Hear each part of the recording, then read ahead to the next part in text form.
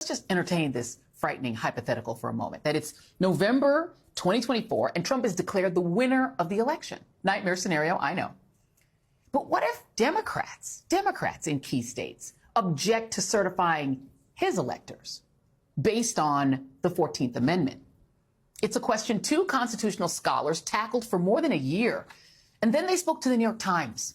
These are conservative scholars, I should add, who are active members of the Federalist Society, the conservative legal group, and proponents of originalism, the method of interpretation that seeks to determine the Constitution's original meaning. One of those professors, William Bawdy, summarized their conclusion saying, quote, Donald Trump cannot be president, cannot run for president, cannot become president, cannot hold office unless 2/3 of Congress decides to grant him amnesty for his conduct on January 6th. This is based on a little-known provision of the 14th Amendment, which bars people who have engaged in an insurrection from holding government office. The intent was to prevent the president from allowing former leaders of the Confederacy to regain power within the U.S. government. Congress can remove the prohibition, the provision says, but only by a 2/3 vote in each house.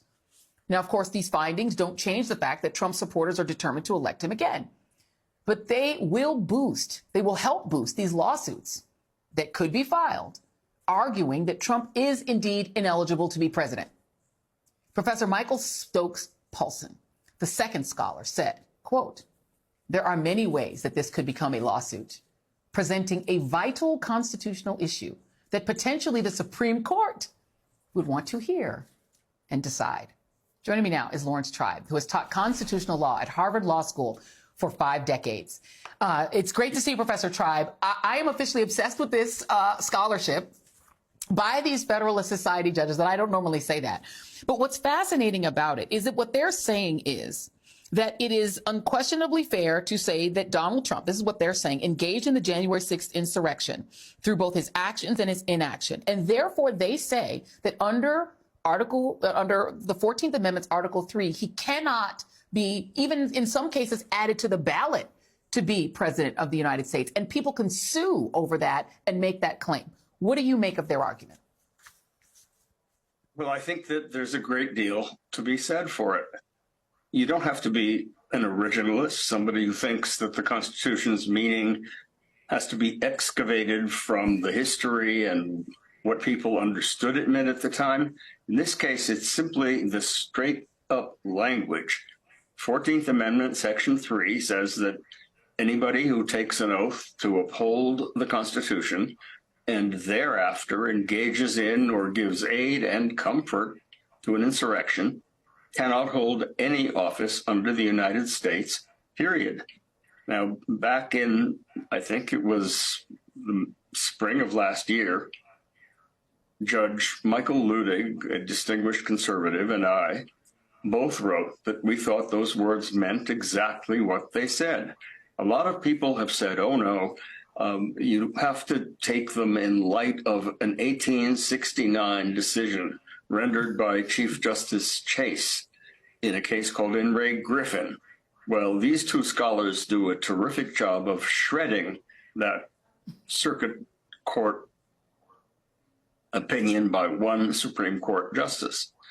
So what is left? Well, what's left is a kind of practical argument. Some people say that provision can't be self-executing. It can't just rise up out of the ashes and grab politicians and say, sorry, you were an insurrectionist, you can't run. There has to be implementing legislation under Section 5 of the 14th Amendment. But there's nothing in there that suggests that you need new legislation. And anyway, all 50 states have laws called quo warranto laws, laws where you can ask, by what warrant do you hold this office? And the only modern decision applying this language used that law or something just like it in New Mexico to say that a county commissioner who had actually taken part in the insurrection, though he hadn't been convicted of any insurrection crime, only of trespass, couldn't hold his office. Now, an appeals court never ruled on that because the case became moot. He lost an election. But I would imagine that whenever Donald Trump tries to run in any particular jurisdiction, the Secretary of State of that jurisdiction, whether on the basis of this article or a little more obviously on the basis of, this little pamphlet, the Constitution of the United States, just read it and say, wait a minute, you can't run. Now he will say, I was never convicted of insurrection. I was only convicted in the District of Columbia under the indictment brought under other laws by Jack Smith. I'm assuming perhaps he will have been convicted before the election. Right. But it is clear you don't have to be convicted of insurrection in order to be disqualified. Now, when Michael Stokes Polson says, I think the U.S. Supreme Court is going to be eager to rule on this, I beg to differ. I don't know about that. They could easily duck. Lower courts could say, as a matter of realpolitik, we're not going to take this old language.